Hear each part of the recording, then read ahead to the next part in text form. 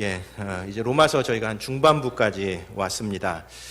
성경 여러 말씀들이 다 의미가 있고 우리에게 소중하지만 그 가운데에서도 정말 우리에게 소중한 말씀을 주옥과 같은, 보석과 같은 말씀을 꼽으라고 할 때에 이 로마서 8장 말씀을 우리가 빼놓을 수 없습니다. 우선 이 로마서 8장에는 우리가 다양한 상황에서 필요한 말씀, 우리에게 힘이 되는 말씀이 이 가운데 가득 담겨 있습니다. 예를 들면 죄책감에 시달리는 이들에게 주시는 확신의 말씀이 1절과 2절입니다. 그러므로 이제 그리스도 예수 안에 있는 자에게는 결코 정죄함이 없나니 이는 그리스도 예수 안에 있는 생명의 성령의 법이 죄와 사망의 법에서 너를 해방하였음이라. 죄책감에 시달리는 이들 더 이상 그 정죄 아래 있지 않다라고 하는 말씀입니다. 14절 15절은 확신이 없는 이들에게 주시는 확신의 말씀입니다. 무릇 하나님의 영으로 인도함을 받는 사람은 곧 하나님의 아들이라. 너희는 다시 무서워하는 종의 영을 받지 아니하고 양자의 영을 받았으므로 우리가 아빠 아버지라고 부르짖느니라. 성령께서 우리로 하여금 하나님 앞에 아버지 하나님이라고, 아빠 하나님이라고, 아바 아버지라고 부를 수 있도록 하신다는 겁니다. 그것은 우리가 하나님의 자녀이기 때문에 그렇다는 겁니다. 그래서 우리가 하나님의 자녀라고 하는 확신을 주시는 분, 그분이 성령이시라는 이야기입니다. 26절과 27절은 고난 가운데 있는 이들을 위한 위로의 말씀입니다. 이와 같이 성령도 우리의 연약함을 도우시나니 우리는 마땅히 기도할 바를 알지 못하나 오직 성령이 말할 수 없는 탄식으로 우리를 위하여 친히 간구하시느니라. 마음을 살피시는 이가 성령의 생각을 아시나니 이는 성령이 하나님의 뜻대로 성도를 위하여 간구하심이니라. 우리 고난 가운데 있을 때에는, 정말 힘들 때에는 뭘 기도해야 될지도 알기가 쉽지가 않지요. 도대체 어디로 가는 게 올바른지도 잘 모르고, 고난이 지나가야 그 고난의 상황들이 조금씩 정리되기 시작하는데, 그러면서 비로소 기로도 제대로 잡혀집니다. 그런데 우리가 그 고난 한복판에서 어떻게 기도해야 될지조차 알지 못하고 있을 그때에 성령께서는 우리를 위해서 말할 수 없는 탄식으로 기도해 주신다라고 하는 겁니다. 여러분, 우리 힘들 때에 누군가 나를 기도해 준다는 것이 얼마나 큰 위로가 되는지 모릅니다. 저도 요즘은 이제 저희 어머님께서 많이 연로하셔서 그런 기도를 많이 하시지 못하지만, 제가 처음 목회 초년생일 때에 어머님께서 새벽마다 기도를 해주신다는 것이 저희가 얼마나 큰 위로가 되었는지 모릅니다. 어머니 건강도 안 좋으신데 또 새벽에 그렇게 일어나시지 마시고 푹 주무세요, 그렇게 이야기는 했지만 한켠에서 어머님이 나를 기도하고 계신다라고 하는 것이 제게 정말 위로가 되었습니다. 여러분, 고난받을 때에 누군가 나를 위해서 기도해 준다는 것이 우리에게 큰 힘이 되는데, 성령께서 기도하신다면 그거야말로 진짜 큰 힘이 되는 거지 않습니까? 우리가 뭘 위해서 기도해야 될지도 알지 못할 때 성령께서 우리를 위해서 중보기도 하신다. 그러니 고난에 지지 말아라. 성령의 기도에 힘입어서 고난을 이겨내야 한다. 이 말씀 정말 우리에게 보화와 같은 말씀입니다. 또 38절 39절에서는 영원한 구원에 대해서 우리에게 약속해 줍니다. 내가 확신하노니 사망이나 생명이나 천사들이나 권세자들이나 현재일이나 장래일이나 능력이나 높음이나 깊음이나 다른 어떤 피조물이라도 우리를 우리 주 그리스도 예수 안에 있는 하나님의 사랑에서 끊을 수 없느니라. 사망, 생명, 천사, 어떤 영적인 존재, 그 어떤 것도 우리를 하나님의 사랑에서 절대 끊을 수 없다라고 하는 영원한 구원의 확신에 관한 말씀, 이것이 로마서 8장 한 곳에 고스란히 다 담겨져 있습니다. 그래서 로마서 8장은 우리의 신앙의 초기부터 시작해서 마지막까지 그때그때마다 필요할 때 우리를 위로하고 우리에게 힘을 주는 놀라운 말씀들이 기록되어 있습니다. 그래서 로마서 8장은 로마서 전체의 백미일 뿐만 아니라 성경 전체에서도 손에 꼽히는 소중한 말씀 가운데 하나입니다. 그리고 이 로마서 8장은 로마서 전체에서 볼 때에도 교리 부분의 맨 마지막 결론과 같은 그런 말씀입니다. 로마서를 크게 한 세 부분, 네 부분으로 나눌 수 있는데, 이 8장은 1장부터 8장까지 큰 주제로는 두 개의 주제를 다 마무리하는 마지막 결론과 같은 그런 말씀입니다. 1장부터 8장까지 사도 바울은 복음이 무엇인가, 그리고 복음을 받은 하나님의 백성들이 어떻게 살아가야 하는가 하는 것에 대해서 다루는데, 바로 그 마지막 결론이 로마서 8장이라는 겁니다. 여러분, 우리 어떤 사람의 이야기를 들을 때에 앞에서 설명하는 것도 의미가 있지만 가장 중요한 것은 뭐죠? 결론입니다. 그 사람이 무엇을 얘기하고 있는가? 그것이 가장 소중한 이야기, 가장 중요한 이야기인 것과 마찬가지로 사도 바울은 앞에서 했었던 이야기의 그 마지막 결론으로 오늘 본문의 말씀을 이야기하고 있다는 겁니다. 그래서 어떤 분들은 로마서 8장을 중심으로 해서 아예 로마서를 재구성하는 분이 있습니다. 유명한 설교가 가운데에 로마서 8장에 앞에서 이야기했었던 그 모든 내용들이 다 담겨 있다고 생각하면서 로마서 8장의 주제를 따라서 아예 로마서를 다시 재구성해서 설교하시는 분이 있을 만큼 로마서 8장은 아주 소중한 말씀인데 그 핵심이 무엇이냐면 여러분 오늘 읽으면서 가장 많이 반복된 말이 뭐냐면 성령, 하나님의 영이라고 하는 말입니다. 그래서 앞으로 우리가 로마서 8장을 한 3번, 4번 정도 걸쳐서 살펴볼 텐데 20회 이상 성령에 대해서 언급하고 있습니다. 무슨 뜻이겠습니까? 우리가 하나님의 백성으로 살아간다고 얘기할 때 처음부터 마지막까지 그 핵심에 성령께서 계신다라고 하는 그런 이야기입니다. 여러분 우리 많이 안다고 해서 그 사람이 능력 있는 그리스도인으로 절대 살아가는 거 아닙니다. 오히려 많이 알수록 그리고 경험이 많을수록 능력 있는 그리스도인으로 살아가는데 방해가 되는 경우가 굉장히 많습니다. 제 선배 가운데 한 분이 온갖 좋은 훈련들을 다 받았어요. 여러분 그렇죠. 각 기독교 기관들마다 그 기관들이 내세우는 여러 가지 핵심 프로그램들이 있습니다. 이거 다 받았습니다. 그런데 그분이 어떤 일도 하지 않아요. 계속 비판만 하는 겁니다. 여러분 어떤 선교단체든 그 훈련 방식에는 장점과 약점이 다 있습니다.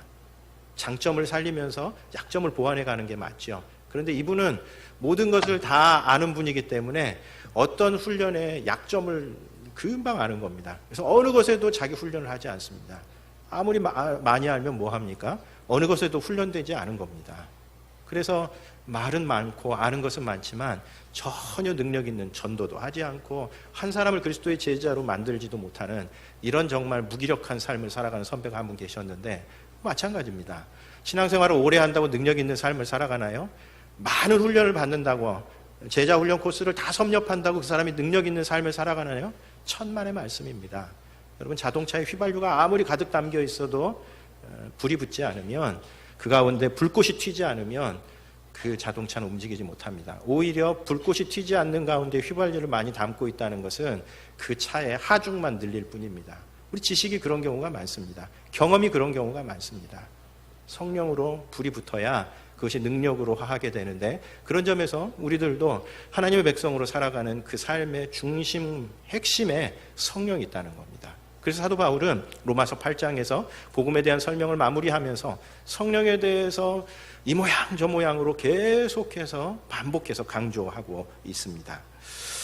여러분 그 성경에 보면 성령께서 우리 안에 찾아오실 때에 우리 안에 임하실 때에 나타나는 일들에 대해서 이렇게 표현하고 있는 구절들이 있습니다.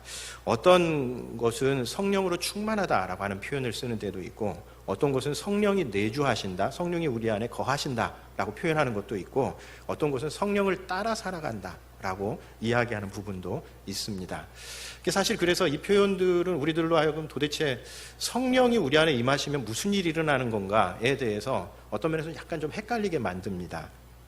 하긴 또 그럴 수밖에 없는 것이 성령께서 우리 안에 찾아오시는 이 사건이 굉장히 좀 언어로 표현해내기 쉽지 않은 사건이지 않습니까? 초자연적인 사건인데 이것을 한계가 많은 우리의 언어로 표현하자면 이것을 한마디로 딱 표현하기가 참 쉽지 않은 면들이 있는 겁니다. 그래서 성경에서는 여러 가지 의미들을 사용합니다. 물론 어떤 분들의 경우에는 이런 표현들이 각각 다 다르다라고 생각하시는 분들도 있습니다. 성령 충만은 성령 충만한 대로의 의미가 있고 성령을 따라가는 삶은 성령을 따라가는 대로 혹은 성령이 내주하신 거하시는 건 또 거하시는 것으로서의 다른 측면들이 있다고 그렇게 설명을 하지만 제 경험이나 제가 알아왔었던 것에 의하면 이것들은 성령께서 우리 안에 임하실 때 나타나는 현상들을 뭉뚱그려서 표현해 주는 거라고 이렇게 생각을 합니다. 그런 점에서 성령께서 우리 안에 임하실 때 우리 안에 어떤 변화가 일어나는가에 대해서 제가 좀 몇 가지로 좀 이렇게 제 나름의 경험들, 아마 사람들마다 약간 다를 수는 있지만 제 나름대로의 저의 경험을 살려서 이렇게 좀 정리해 볼 수 있을 것 같습니다. 우선 성령께서 우리 안에 임하실 때에, 그러니까 성령께서 내주하실 때에, 우리가 성령을 받을 때에, 그리스도인 될 때에 우리 안에 새로운 인격이 하나 생겨나는 것 같습니다. 왜냐하면 성령은 우리에게 인격으로 찾아오시기 때문에 그렇습니다. 그래서 성령은 단순한 힘이나 감정이 아닙니다. 그렇죠? 어떤 성령께서 임하실 때 막 내가 사로잡혀가지고 내가 내 의지와는 다른 행동을 하는 경우들도 간혹가다 있지만 대부분의 표준적인 성령의 경험은 성령께서 우리 안에 인격으로 찾아오시는 겁니다. 물론 어떤 때 정말 성령께서 우리에게 아주 강한 힘으로 우리에게 역사하셔서 그 힘으로 몰아가도록 하는 경우도 있고, 또 어떤 경우에는 감정 표현이 나타나는 경우도 있죠.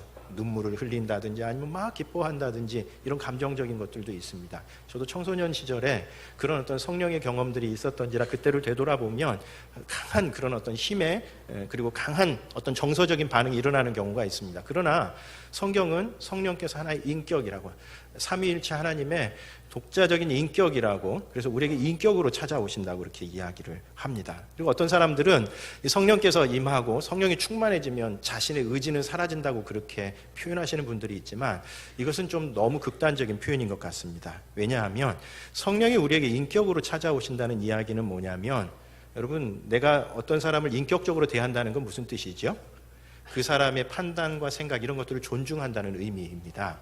그래서 성령께서 우리 안에 임하실 때에도 성령께서 우리 안에 인격으로 찾아오신다는 것은 나를 완전히 무시한 채 네가 무슨 생각을 하든 상관없어, 이제 내가 너 다 끌고 다닐 거야, 이런 어떤 삶이 아니라 우리들로 하여금 여전히 우리들 자신의 인격을 존중하시는 가운데 성령께서 우리의 삶에 역사하신다라고 하는 그런 의미입니다. 그런 의미에서 성령께서 우리 안에 오실 때에 우리 안에 내면 안에 새로운 인격이 하나 형성이 됩니다. 이 새로운 인격이 무슨 일을 하냐면 하나님 편에서 우리의 상황을 이해하고 해석해주는 역할을 합니다. 이 시편에 보면 다윗이 우리가 생각할 때 약간 좀 의아한 그런 표현을 쓰는 곳이 있습니다. 시편 42편 5절에 보면 내 영혼아 내가 어찌하여 낙심하며 어찌하여 내 속에서 불안해하는가, 너는 하나님께 소망을 두라. 그가 나타나 도우심으로 말미암아 내가 여전히 찬송하리로다 라고 하는 그런 구절이 있습니다. 이 구절이 우리가 사실 익숙하기 때문에 그냥 그런가 보다 이렇게 생각을 하지만 이 구절은 되게 이상합니다. 왜냐하면 우리 안에 적어도 2개 이상의 인격이 있다라고 하는 것을 전제로 하고 있기 때문에 그렇습니다. 그래서 한편 내 영혼아 어찌하여 낙심하며 어찌하여 내 속에서 불안해하느냐라고 말하는 하나의 인격이 있고, 그리고 실제로 자신의 그 상황 속에서 낙심해서 불안해하는 내 영혼이라고 표현된 또 하나의 인격이 있는 것으로 이야기를 하고 있습니다. 그래서 이 시편 42편 5절은 그 낙심에 있는 그 영혼을 향해서 다윗 안에 있는 또 다른 인격, 이게 이제 신약적인 의미에서 얘기하면 성령 안에서 우리 안에 자리 잡을 때 생겨나는 그 인격, 하나님 편에서 우리의 상황과 우리의 여러 가지 여건들을 해석하고 말씀해 주시는 그 새로운 인격이 우리의 다른 인격을 향해서 말씀하시는 겁니다. 그래서 성령께서 우리 안에 찾아오실 때 성령께서 우리 안에 찾아오신 그 인격이 하는 역할은 내 안에 인격을 무시하거나 그것과는 상관없이 완전히 다 독점하는 것이 아니라 내 또 다른 인격을 향해서 하나님의 관점에서 이해하고 해석해 주는 그 역할을 하는 겁니다. 그래서 때로 우리가 낙심해 있을 때에 아니면 뭐 어떻게 판단해야 될지 모를 때에 성령께서 그 가운데 우리에게 내적인 음성을 통해서, 뭐 어떤 분들은 환상을 통해서 들려주기도 하지만 제가 많이 경험했었던 것은 음성을 통해서 우리에게 그것을 해석할 수 있도록 해주는 겁니다. 너 좌절하지 마, 실망하지 마, 낙심하지 마, 이러면서 새로운 인격으로 우리 안에 찾아오신다는 겁니다. 그리고 성령을 따라 산다는 것은 이 새로운 인격의 영향이 우리 안에 더 많아지도록 하는 겁니다. 그렇죠? 모든 상황에서 우리는 여러 가지 복잡다단한 선택들을 내려야 할 때가 있습니다.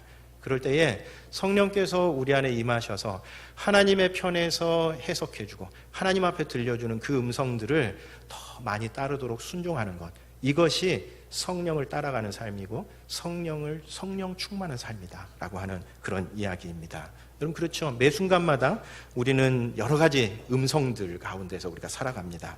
실패했을 때에 예를 들면 너 실패자야, 넌 루저야, 너는 더 이상 아무런 가능성이 없어, 들려주는 음성이 있는가 하면 하나님 편에서 우리를 해석해주는 음성이 있습니다. 그렇지 않아, 넌 여전히 하나님의 자녀야, 실망하지 마, 이렇게 얘기하는 음성이 있는 겁니다. 또 여러 가지 것들을 선택해야 될 중요한 인생의 선택 앞에서도 우리는 그 선택들을 하게 만드는 여러 가지 음성들이 우리 안에 있습니다. 그럴 때에 우리의 욕심을 채우기보다는, 아니면 어떤 세속적인 방식을 쫓아서 그것을 선택을 내리지 않고 하나님께서 어떻게 바라보시는지, 하나님께서 더 우선적으로 생각하는 것은 무엇인지 생각하면서 우리에게 들려주시는 음성이 있는 겁니다. 성령이 충만하다는 건 무슨 뜻일까요? 그 음성에 더 많이 순종하는 거죠. 그것이 성령을 따라 살아가는 그런 삶인 겁니다. 그런 점에서 여러분, 성령은 우리가 신앙생활을 해나가는 데 있어서 있어서도 되고 있어도 되고 없어도 되는 그런 어떤 좀 옵션이 아니라 반드시 우리가 하나님 앞에서, 왜냐하면 하나님의 음성을 대변하고 하나님 편에서 우리의 상황을 이해하는 그 분이시기 때문에 그렇습니다.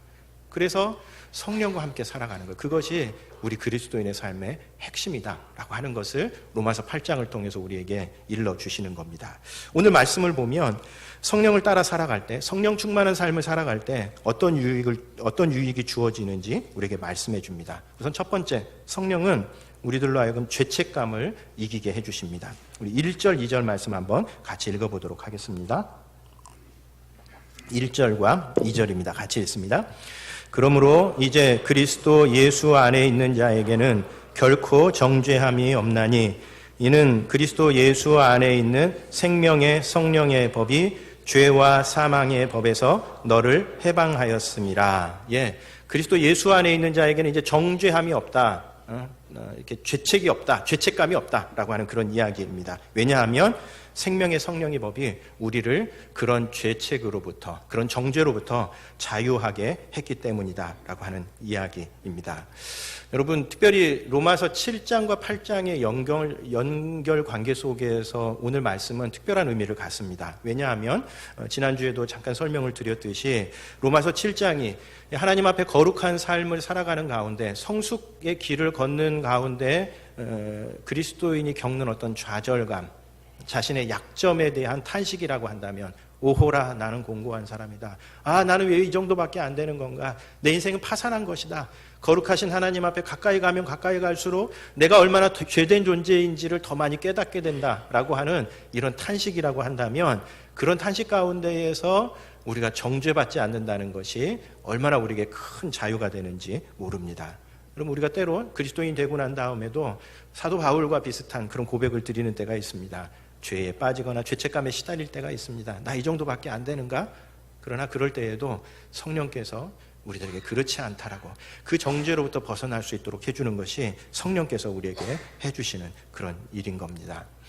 이렇게 이제 같이 목회자로서 같이 성도들하고 이런저런 훈련도 받고 성경 공부를 하다 보면 참 이상한 일들이 있습니다. 침례를 전후해서 복음을 이탈하는 사람들이 꽤 많습니다. 그리고 제가 이제 선교단체에서 일했던 경험을 되돌아보면, 전도 수련회에 참석해서 예수 그리스도를 인격적으로 알고 난 다음에, 그 다음에 복음의 길을 떠나는 사람들이 굉장히 많습니다. 차라리 이런 데 참석 안 하고 침례 안 받았으면 그냥 그럭저럭 해서 몇십 년 동안 신앙생활을 할 수 있는 사람들이었을 것 같은데, 오히려 침례를 받고 난 다음에, 혹은 전도수련회에 참석해서 복음이 무엇인지 알고 예수 그리스도를 인격적으로 영접하고 난 다음에 오히려 복음의 길을 떠나는 사람들이 꽤 많습니다. 대부분의 이유는 무엇 때문에 그러냐면 정죄 때문에 그렇습니다. 여러분, 이 죄책감, 정죄라고 하는 것이 우리의 삶에 굉장히 악영향을 미치죠. 너 루저야, 너 아무리 해도 너 이미 네 인생 다 끝장나서, 이런 소리에 계속 노출되어 살아가면 우리는 아무 일도 하지 못합니다. 여러분, 요즘 젊은 친구들 가운데에 사회생활 처음 나와서 우리 되게 무기력한 젊은이들 좀 보지요. 이해할 수 있는 것이, 사회생활 처음 하는 데에 이렇게 원서를 한 서너 곳에 냈는데 그곳에서 어느 곳에서도 자기 오라는 곳이 없어요. 그러면 이 정죄감이 듭니다. 난 루저인가 봐. 난 어느 곳에서도 쓸 데가 없는가 봐. 물론 이제 좀 경험을 쌓으면 다 그런 것들이 우리를 좀 더 자신을 채찍질할 수 있는 계기도 되고, 또 이 어려운 때 지나가면 언젠간 다 지나간다. 이 어려운 때 이 악물고 버티면 반드시 좋은 때가 온다. 이런 것들은 이제 인생을 살아가면서 얻게 되는 인생의 지혜이지요. 그런데 사회초년생들에게는 그런 지혜와 경륜이 없는 겁니다. 그래서 큰 꿈을 가지고 나름대로 빚내서 대학 졸업했고 빨리 그 빚 갚아야 되는데 어느 곳에서도 자기 오라는 얘기가 없으면 한 서너 번 겪고 나면 완전히 자기 정죄감 가운데에 그냥 무기력한 그런 삶을 살아가게 되는 겁니다. 아무것도 하지 못하고. 정죄가 진짜 무섭습니다. 그래서 사탄이 우리들에게 하는 것이 가장 강력한 무기가 바로 이 정죄입니다. 정죄. 너 그 정도밖에 안 되잖아. 침례 받았다고 너 새로운 사람 된 거 아니잖아. 야, 그만둬. 이런 어떤 정죄 속에서 우리를 살아가도록 계속해서 부추기는데 성령께서 그런 정죄 속에 살아가지 않도록 막아주신다는 겁니다. 여전히 우리가 하나님의 자녀라고 하는 것을 일깨워 주신다는 겁니다. 여러분, 요즘 이 방탄소년단 되게 인기인데, 여러분, 방탄소년단의 이름이 왜 방탄인지 아십니까? 나이가 드셔서 잘 이게 좀 젊은 친구들 같으면 눈이 동그래져가지고 할 텐데 방탄소년단이 있나 그러시는지 모르겠는데, 방탄소년단들이 이 방탄이라고 하는 게 총알을 막아낸다는 뜻이라고 그럽니다. 이 이제 성장 과정에서 겪는 힘든 일과 사회적인 편견, 억압 이런 거 자기 막겠다. 사회가 자기들을 향해서 너 돼도 안 돼. 노력해봤자 아무 소용없어. 이런 어떤 편견, 억압, 이런 독화살 이런 것들을 그것에 지지 않겠다. 우리 방탄한다. 이런 의미를 갖고 있다고 그럽니다. 되게 성경적인 이름이라는 생각이 들었는데, 그런 방탄이 우리에게 필요합니다. 방탄. 너 더 이상 하나님의 자녀로 아무 쓸모없어. 이런 것들로부터 막아주신다는 겁니다. 두 번째로는 성령은 육신을 이길 힘을 우리에게 주십니다. 3절 4절 같이 한번 읽겠습니다. 3절 4절 같이 읽습니다. 율법이 육신으로 말미암아 연약하여 할 수 없는 그것을 하나님은 하시나니 곧 죄로 말미암아 자기 아들을 죄 있는 육신의 모양으로 보내어 육신의 죄를 정하사 육신을 따르지 않고 그 영을 따라 행하는 우리에게 율법의 요구가 이루어지게 하려 하심이니라. 여기 이 구절뿐만 아니라 앞뒤로 계속해서 로마서 8장 전반부에서 성령보다 사실은 더 많이 나오는 단어가 바로 이 육신이라고 하는 이 단어입니다. 성령께서는 이 육신의 뜻을 따르지 않고 성령을 따를 때에 육신을 이길 수 있다라고 그렇게 이야기하는 것이 전체적인 내용입니다. 그런데 이 본문을 이해할 때에 우리가 약간 성경적인 개념에 대해서 우리가 일반적으로 갖는 개념과 좀 다른 의미를 갖습니다. 그 대표적인 것이 오늘 본문에 나오는 육신이라는 단어와 법이라고 하는 단어입니다. 여러분, 육신이라고 하는 이 말을 쓰면 보통 우리는 어떤 느낌을 많이 갖죠? 육신 그러면 우리의 몸 먼저 생각이 납니다. 그러나 성경에는 몸을 가리키는 단어가 따로 있습니다. 그리고 성경은 우리들의 몸이 악한 것이라고 절대 이야기하지 않습니다. 여러분, 성경은 우리의 몸은 악하고 우리의 영은 거룩하다든지 이런 이원론적인 가르침을 우리에게 주지 않습니다. 그것은 그냥 헬라 철학이 이야기했었던 것이고, 오히려 성경은 그런 헬라 철학의 이원론과 맞서 싸웠습니다. 왜냐하면 우리가 믿는 그 하나님은 물질 세계도 만드신 하나님이기 때문에 그렇습니다. 그래서 이 육신이라고 하는 것이 뭐냐면 몸이 아니라 우리의 타락한 본성을 가리킵니다. 그러니까 우리에게 여전히 죄를 좋아하고 아담의 범죄 이후에 여전히 우리 안에 남아있는 그 죄를 향해서 가려고 하는 그 달콤한 죄에 빠져들려고 하는 그런 어떤 속성이 우리에게 남아있는데 그것을 가리켜서 육신이라고 이렇게 이야기하는 겁니다. 그런 점에서 우리가 그리스도인이 되고 난 다음에도 여전히 그런 어떤 육신이라고 할 만한 것이 있습니다. 여러분, 우리는 육신하고 맞붙어 싸우는 존재지 몸하고 맞붙어 싸우는 존재 아닙니다. 여러분, 몸하고 맞붙어 싸우지 마십시오. 피곤하면 좀 주무셔야 되고요. 배고프면 밥을 드셔야 됩니다. 여러분들 육신하고 맞서 싸운다 이러면서 몸하고 싸워봤자 자기만 손해입니다. 자기만 손해. 우리는 육신하고 싸워야 됩니다. 육신하고. 두 번째로는 이 법이라고 하는 단어입니다. 이 법은 우리 개념에는 그냥 법전, 뭔가 성문화된 법을 가리킵니다. 근데 이제 그런 방식에서 이 로마서의 성령의 법, 그 다음에 사망의 법, 죄와 사망의 법, 생명의 성령의 법, 이렇게 얘기하면 도대체 우리 안에 법이 있다는 게 뭐야? 어떤 성문화된 법이 우리 안에 찾아온다는 얘기인지 보여준다는 건지 이게 그냥 성경을 가리키는지 이게 잘 확실치가 않습니다. 그런데 이 법이라고 하는 것을 들을 때에 그 법전을 떠올리는 건 우리식의 사고방식이고요. 이 1세기 사람들에게 법, 노모스라고 하는 이 단어는 이제 법도 가리킵니다. 법전도 가리킵니다. 그러나 그 법전이라고 하는 의미를 조금만 확장시켜 보면 어떤 의미도 되냐면 어떤 원리, 그렇죠? 법이라고 하는 것은 뭐지요? 그 사회를 움직여가는 그 원리를 하나의 성문화된 것이죠. 그것의 최종적인 결과가 동의가 잘 안 되시는 듯이 그렇게 동그란 눈으로 저를 쳐다보시면 제가 어떻게 설명을 해야 될지 좀 난감하긴 한데 아무튼 한번 들어보시기 바랍니다. 예, 법이라고 하는 것은 그 전에 훨씬 더 중요한 것은 그 법이 표현하려고 하는 법정신, 원리, 그것이 있습니다. 그것도 노모스라고 표현을 합니다. 그리고 그 원리라고 하는 것은 뭐냐면 한 사회가 움직여가는 힘이고 한 사회가 가져가는 방향성, 그리고 세력을 가리킵니다. 그래서 노모스라고 하는 이 단어는 생명의 성령의 법이라고 하는 이 단어를 어떤 구체화된 성문화된 법전으로 이해하고 읽어가려고 하면 대단히 어려워지기 시작합니다. 이 단어는 무엇이냐면 생명을 따르려고 하는 성령 안에서 우리들 하여금 하나의 어떤 세력이, 하나의 힘이 우리 안에 있다는 겁니다. 왜요? 육신의 법이, 죄와 사망의 법이 이미 우리들 안에 자리 잡고 있기 때문에 그렇습니다. 여러분, 죄라고 하는 것은, 그리고 육신이라고 하는 것은 그냥 하나의 실체로, 뭐 하나 이렇게 독립된 어떤 걸로 존재하지 않습니다. 하나의 세력으로 우리에게 존재합니다. 그래서 죄를 향해서 가는 이 발걸음은 뭔가 강하게 끌어들이지 않으면 이제 내가 생각해 보니까 더 이상 죄 짓는 삶을 살지 않아야 되겠다 하면서 잘 돌아오기가 쉽지 않습니다. 왜냐하면 그 안에는 추진력이 있기 때문에 그렇습니다.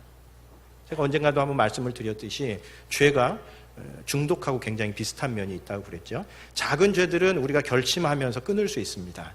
그러나 우리 안에 진짜 심각한 죄는 우리 안에 하나의 내성으로, 하나의 세력으로, 하나의 힘으로, 노모스로 우리 안에 자리 잡게 되는 겁니다. 그래서 제가 한 2명, 3명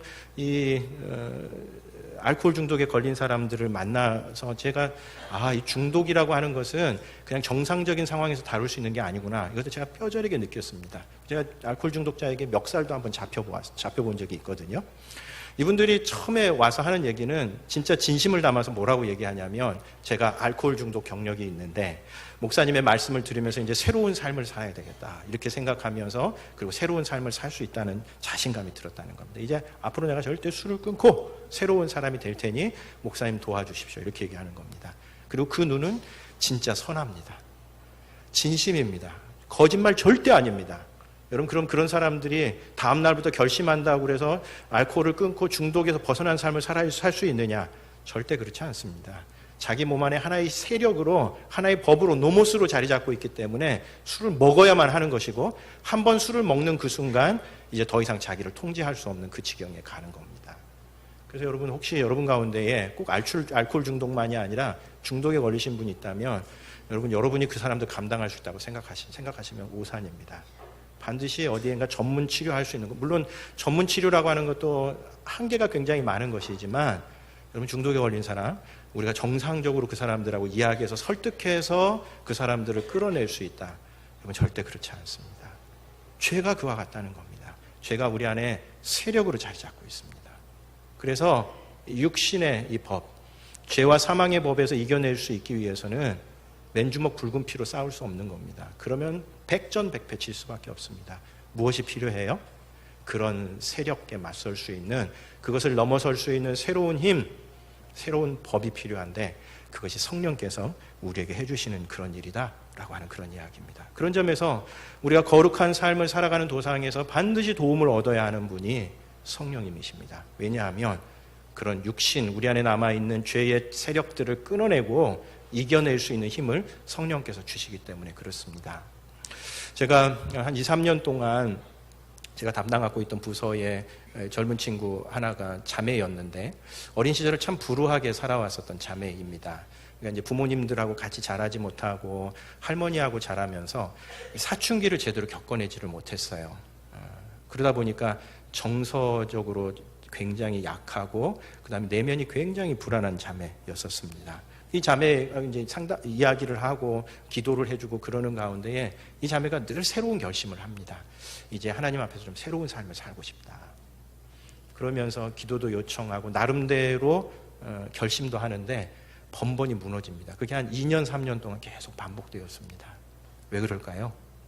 우리 안에 있는 육신의 이 힘이 우리들을 절대 그 굴레에서 벗어나지 못하도록 만들고 있기 때문에 그렇습니다. 그래서 사실은 지금도 제 한편에서 여전히 궁금한, 지금도 그런 삶을 살고 있을 것인지 궁금한 자매입니다. 여러분, 우리가 성령의 능력을 힘입어서 살아가지 못하면 우리들도 그 육신의 굴레에서 절대 벗어날 수 없습니다. 성령께서 육신의 굴레에서 벗어날 수 있는 힘과 능력을 우리에게 공급해 주십니다. 세 번째로, 성령은 우리들로 하여금 고난을 이기게 해주십니다. 16절, 17절 말씀입니다. 우리 같이 읽겠습니다. 성령이 친히 우리의 영과 더불어 우리가 하나님의 자녀인 것을 증언하시나니, 자녀이면 또한 상속자 곧 하나님의 상속자요 그리스도와 함께한 상속자니, 우리가 그와 함께 영광을 받기 위하여 고난도 함께 받아야 할 것이니라. 이 말씀은 성령께서 우리가 하나님의 자녀라고 하는 것을 증거해 준다고 이렇게 얘기합니다. 때로 우리가 하나님의 자녀답지 못한 그런 어떤 모습들 가운데 괴로워할 때에도 성령께서 우리에게 인쳐주시면서 보증해 주시는 그런 역할을 하시는데, 그 하나님의 자녀가 되어서 나중에 이제 진짜 상속자가 되기 위해서 거쳐야 된 훈련과 고난의 과정이 있는 겁니다. 여러분, 이 세상의 모든 값진 것들은 그냥 저절로 굴러떨어지지 않습니다. 그렇죠? 오히려 그런 어떤 어려운 과정 없이 저절로 굴러떨어진 것은 그 사람에게 독이 되는 경우를 더 많이 봅니다. 우리 복권 당첨이 그런 거라고 그러지 않습니까? 그냥 어느 날 운이 좋아서 복권 당첨해가지고 패가 망신한 사람들 진짜 많습니다. 복권 당첨하기 전엔 정말 성실하게 살아갔었던 사람인데, 이게 어느 날인가 갑자기 감당할 수 없는 그런 재산이 주어지니까 자기도 어찌하지를 못하고 완전히 폐인이 되는 사람들의 이야기가 꽤 많습니다. 모든 소중한 것들은 그래서 반드시 어려움을 거치고 얻도록 되어 있습니다. 하나님의 자녀도 마찬가지입니다. 우리가 하나님의 자녀인 것은 분명 사실이지만, 나중에 하나님 나라를 상속받을 상속자가 되기 위해서 우리가 거쳐야 될 고난과 훈련의 삶이 있는 겁니다. 이 고난의 삶, 하나님을 위한 고난의 삶을 살아갈 수 있도록 힘을 주시는 분, 그분이 바로 성령님이시다라고 하는 이야기입니다. 그런 점에서 오늘 본문의 이 말씀은, 하나님께서 우리에게 성령을 주시는 이유는 우리가 그냥 성령의 능력 가운데에서 우리들이 그냥 잘 먹고 잘 살고 편안하게 살고 죄 없는 가운데에 행복하게 살아가는 데서 그치지 않고, 주님을 위해 고난의 삶을 살아가게 하고 그 고난의 삶을 살아가는데 더 큰 기쁨을 맛보도록 하는 것, 그것이 성령께서 우리에게 하시는 아주 중요한 역할이다라고 하는 것을 보여줍니다. 여러분, 사도행전에서 성령이 임하고 난 다음에 초대교회가 어떻게 했습니까? 복음을 위해서 고난받는 삶을 살았습니다. 이제 성령이 임했으니 우리끼리 잘 먹고 잘 살자 이러지 않았습니다. 성령께서 임하는 그 순간 복음을 모르는 자들을 향해서 복음을 전하러 나갔고, 그리고 목숨을 내걸고 예수 그리스도를 위해 순교의 삶을 살아갔었던 사람입니다. 여러분, 성령은 사치품이 아닙니다. 그냥 여기다 달아놓고 나 성령 받았네 이러면서 나 혼자 기쁘게 살아가라고 성령을 주시는 것이 아니라, 하나님 나라를 위해서 상속자가 되어가는 그 훈련과 연단의 과정 속을 능히 기쁨 가운데 감당해낼 수 있도록 하시는 분, 그분이 바로 성령이시다라고 하는 그런 이야기입니다. 그런 점에서 성령은 우리로 하여금 고난의 삶을 살게 하되, 그 고난에 기쁨으로 고난을 우리의 것으로 받아들이도록 하시는 그분이 바로 성령님이십니다. 제 주변에 참 그런 분들이 그래도 꽤 많더라고요. 이번에 말씀을 준비하면서 좀 찾아봤었는데, 제 전에 담당했었던 그 부서의 한 형제는 꽤 좋은 직장입니다. 연봉도 꽤 높은 형제입니다. 근데 이 형제가 자기 주변에 자기 친구들이나 후배들은 요즘 너무 힘들잖아요. 그래서 이 친구가 마음에 좀 부담이 있었습니다. 그래서 자기가 이렇게 자기 준 것을 나 혼자만 누리면 하나님 앞에 내가 어떡하나 이런 생각을 하다가, 어느 날 기도하는 가운데에 무슨 생각을 했냐면, 자기에게 주신 이 꽤 많은 연봉을 가지고 이 형제들이 같이 살아갈 수 있는 하우스를 하나 마련해야 되겠다 이렇게 생각을 했습니다. 그래서 자기 융자 내고 그 다음에 이자는 자기가 감당하면서 한 칸을 해서 거기 한 5명, 6명 정도 되는 형제들이 살아갑니다. 이게 왜 중요하냐면, 여러분 잘 아시는 것처럼 요즘 젊은 친구들, 이게 나와서 사회생활하기가 참 쉽지 않은 겁니다. 그리고 아까도 얘기했던 것처럼 직장에 한두 번 내봤는데 잘 안 되면 이제 가정에서도 있기가 되게 불편해지는 겁니다. 무엇보다 경제적으로 공공한 겁니다. 그렇다고 부모님 밑에만 있을 수도 없고, 그렇다고 또 독립할 수도 없는 이 친구들을 위해서 공간 하나를 마련해서 이 공간에서 마음껏 그래도 부족하지만 할 수 있도록 자신을 헌신한 형제가 하나 있습니다. 어떤 사람들은 이 형제한테 어리석다고 얘기할지 모릅니다. 야, 너 지금 그거 잘 모아서 네 노후 준비해, 네 결혼 준비해야지, 지금 너 그런데 신경 쓸 때 아니다, 이렇게 생각할지 모릅니다. 그러나 이 형제는 그 헌신을 일종의 하나님께서 자기에게 주신 고난이라고 생각하고 기쁘게 감당합니다. 제가 지난 주간에 우리 박준범 선교사님이라고 다음 주에 우리 교회에 오시게 될 선교사님 그 공동체에 제가 방문을 했었습니다. 저도 그 전에 한 번도 만나뵀었던 분이 아닌데 이분의 이야기를 들으면서 제가 가서 함께 이야기하는 가운데에도 참 독특하신 분이시다, 참 독특한 이력을 가진 분이시다, 그렇게 생각을 했는데 갔다 오고 난 다음에도 계속해서 제 마음에 여러 가지 울림들이 있었습니다. 이분이 어떤 분이냐면 아마 다음 주에 와서 좀 그런 이야기들을 펼쳐내실 거라고 생각하는데 말은 별로 세지 않은 분입니다. 아주 담백하고 아주 정제된 언어를 사용합니다. 근데 이분이 이제 하는 이야기는 이분이 의사신데 외과 의사세요. 그러니까 얼마든지 편안하게 지낼 수 있는 그런 직업이신데 12년 동안을 예멘이라고 하는 곳에 가서 그곳에서 선교사로서 의사로서 선교사로서 생활을 했습니다. 그리고 난 다음에 이제 우리나라로 귀환을 했는데 작년에 제주도에 한 500명 이상 되는 예멘 난민들이 온 적이 있습니다. 기억하시죠? 아주 우리나라가 난리가 났습니다. 저 사람들이 들어오는 순간 우리나라가 뭐 이슬람화되고 그 다음에 우리 사회에 온갖 폭행이 난무할 것이라고 굉장히 두려워하는 가운데에 이 난민을 어떻게 처리해야 될지 모르고 있었던 그 순간에 이분이 자기가 기도하시는 가운데에 이 사람들을, 왜냐면 자기가 예멘에서 살아왔었던 사람들인 거로 말이나 이 사람들의 문화나 이런 것들에 익숙한 겁니다. 이들을 위해서 뭔가 해야 되겠구나 라는 생각을 했습니다. 그래서 그 난민들에게 찾아가서 다른 사람들 설득해서 그곳에 가서 이 난민들이 그곳에서 잘 보낼 수 있도록 하고, 그리고 지금은 이 수원 이곳에 수원을 정한 이유는 이 수원이 가장 교통의 요충지라고 그럽니다. 이 난민 신청했었던 사람들 가운데 아주 작은 사람들만 실제로 난민 지위를 인정받았고요. 나머지 사람들은 다 유예랍니다. 그래서 1년 동안만 우리나라에 머물 수 있도록 되어 있는데 이 사람들이 살아가야 되니까, 먹고 살아야 되니까, 그렇지 않으면 제주도에서 먹고 살 것도 없으면 진짜 범죄자들이 되어버리는 거잖아요. 그래서 이 사람들이 다 직업을 찾아서 왔는데 경기도에 꽤 많은 사람들이 포진하고 있답니다. 이 사람들을 도운 방법이 무엇일까라고 고민하고 기도하는 가운데에 집 하나를 전세를 낸 겁니다. 그리고 이곳에서 이분들하고 같이 생활합니다. 완전히 안식일을 제대로 보냅니다. 토요일 오후부터 모여가지고 식사 같이 하고 필요한 강의나 성경 공부하고 주일 오전에 예배하고 주일 오후에 식사 같이 하고 난 다음에 운동하고 마치는, 진짜 옛날 안식일을 이렇게 보낸 거거든요. 이 일을 하는 겁니다. 제가 굉장히 도전이 되었습니다. 그거 안 해도 아무 소리 안 합니다. 오히려 비난합니다, 사람들이. 저 사람들 도와주면 어떡하냐, 저 사람들 우리 사회에 와서 분명히 해를 끼칠 존재들인데 당신 도와주면 어떡하냐 이러면서 손가락질을 진짜 많이 받았답니다. 그러나 이 사람들이 이곳에서 따뜻하게, 그리고 무엇보다 예수 그리스도에 대해서, 복음에 대해서 좋은 인상을 가질 수 있도록 돕는 그 모습이 제게 얼마나 도움이 되었는지 모릅니다. 이 고난을 왜 할까요? 성령께서 그들을 이끌어가기 때문에 그렇습니다. 여러분, 교회사에서 19세기는 위대한 선교의 세기로 알려져 있습니다. 각 교단들마다 선교사들이 많이 배출되었고요. 그 다음에 지구상에 자기들이 아는 나라들을 향해서 젊은이들이 선교지를 향해서 나갔습니다. 여러분, 이들이 19세기가 위대한 선교의 세기였었던 이유는 이들이 부흥운동을 경험한 사람들이기 때문에 그렇습니다. 그 부흥운동을 통해서 성령께서 이들의 마음을 움직이시니까 내가 주님을 위해서 고난받는 삶을 어떻게 살아야 할 것인가 고민하는 가운데 선교지로, 오지로 찾아온 겁니다.